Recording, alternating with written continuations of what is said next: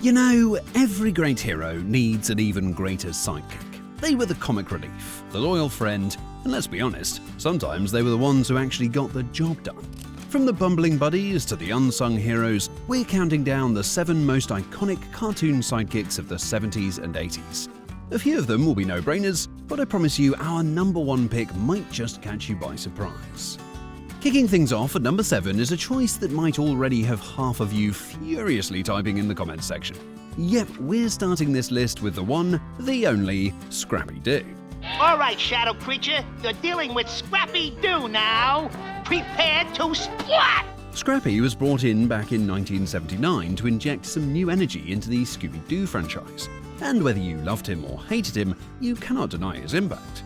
For anyone who somehow missed the Scrappy era, he's Scooby-Doo's feisty, fearless nephew, a tiny Great Dane with an attitude the size of a full-grown monster.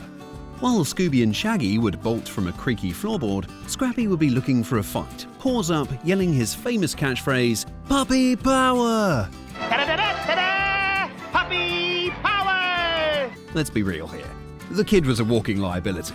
His entire strategy was, "Let me at him!" which in a show about unmasking creepy janitors in monster costumes was hilariously misguided. But that was the whole point. He was created to be the polar opposite of Shaggy and Scooby, and in doing so, he became an unforgettable, if controversial, piece of cartoon history. At number 6, we've got a sidekick who is literally related to a king. The King of Monsters, that is. From the late 70s classic, The Godzilla Power Hour, let's talk about Godzooky. Godzooky was Godzilla's lovable, perpetually clumsy, and not so imposing little cousin. While the big guy was busy saving the world and fighting other giant monsters with his atomic breath, Godzooky was, well, he was trying his best. He could kind of fly using his tiny bat-like wings, and instead of a terrifying roar, he'd let out this comical little screech. He was the goofy, light-hearted balance in a show about a giant, city-destroying lizard. As kids, we knew Godzooky wasn't going to be the one to save the day. Godzooky, watch out! He was far more likely to trip over his own feet or accidentally puff a few smoke rings in a scientist's face.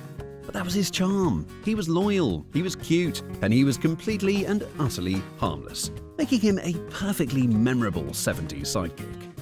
Riding in at number 5 on our list is a character with very few words, but a whole lot of loyalty and strength. Ookla The Mok from Thundar the Barbarian. If you weren't glued to your TV in the early 80s, Thundar the Barbarian was this awesome post-apocalyptic fantasy epic. And right by Thundar's side, through thick and thin, was Ookla.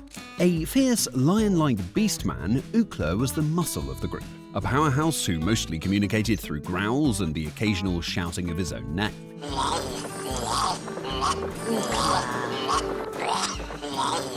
He was, for all intents and purposes, the Chewbacca of Saturday morning cartoons. While Thundar had his magical sun sword and Princess Ariel had her sorcery, Ookla had brute force and an unshakable sense of duty. He was the loyal protector, always the first one into a fight and the last one to back down. There was a simple, powerful nobility to him. He didn't need complicated dialogue or witty catchphrases, his actions said everything. For his pure, unfiltered loyalty and for being the classic gentle giant, Ookla The Mok absolutely earns his place. Floating into our number 4 spot is the bumbling court magician from Eternia, the one and only Orko from He-Man and the Masters of the Universe. Orko is a Trollan, an alien from another dimension where the laws of magic work a little differently. On Eternia, this basically means his spells almost never work the way he wants them to, usually backfiring in a puff of smoke and a whole lot of chaos. As kids, we knew that whenever Orko tried to help, things were probably about to get way worse before they got better. Now, what are the right words? Let's see. Hoblins, goblins, witch's brew? But here's the thing about Orko. Despite all his magical screw-ups and apparent cowardice, he was genuinely brave when it counted. He was one of the very few who knew Prince Adam's secret identity and was a true friend to He-Man. He often stumbled his way into saving the day, and when the chips were down, he would always step up. He's that classic sidekick, the well-meaning but incompetent friend who, through sheer luck and a good heart, somehow manages to pull through. Now, let's get back to the countdown. Oh, crumbs! At number 3, it's the timid, bespectacled, and utterly brilliant sidekick to the world's greatest secret agent, Penfold from Danger Mouse. Penfold, a hamster who is somehow the assistant to a mouse, is the absolute gold standard for a bumbling sidekick. He's the complete opposite of Danger Mouse in every way imaginable. While Danger Mouse is suave, confident, and fearless, Penfold is nervous, cowardly, and panics at the slightest hint of trouble, which happens constantly. His catchphrase, "Oh crumbs," basically became the soundtrack to his life. Oh, look out! Run for your life! Hide! Oh, crumbs! Oh, that was close! But his cowardice is exactly what makes him so endearing and, honestly, so heroic. Even though he's terrified of his own shadow, Penfold never ever abandons Danger Mouse. He's always there, cowering behind his hero, ready to, well, probably ready to faint. But through sheer dumb luck or an accidental trip, he often ends up being the key to foiling Baron Greenback's evil plans. Crashing into the number 2 spot is a sidekick so great he served not one, but 2 legendary heroes. Let's give it up for the pilot who is famous for crashing, Launchpad McQuack. First showing up in DuckTales as Scrooge McDuck's personal pilot, and later as Darkwing Duck's sidekick. That's Darkwing. You know, I could be your sidekick! Launchpad is the absolute epitome of a loyal, lovable doofus. The guy's whole deal is a paradox. He's a brilliant pilot who can fly anything, but he can't land anything without it turning into a spectacular wreck. As he always says, "If it's got wings, I can crash it." And still, Scrooge and Darkwing trusted him with their lives every single week.